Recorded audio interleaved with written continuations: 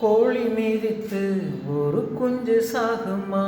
அன்று பாடம் படித்தேன், அது பழைய பழமொழி. குஞ்சு மிதித்து இந்த கோழி நொந்ததே, இதை நெஞ்சில் நிறுத்து, இது புதிய பழமொழி. ஆண் பிள்ளையோ சாகும் வரை, பெண் பிள்ளையோ போகும் வரை,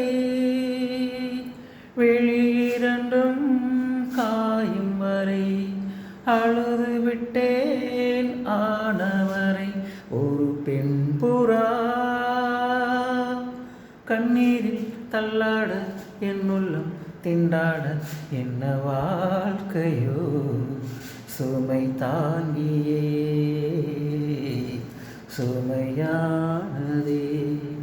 எந்த நிம்மதி போனதே, மனம் வாடுதே.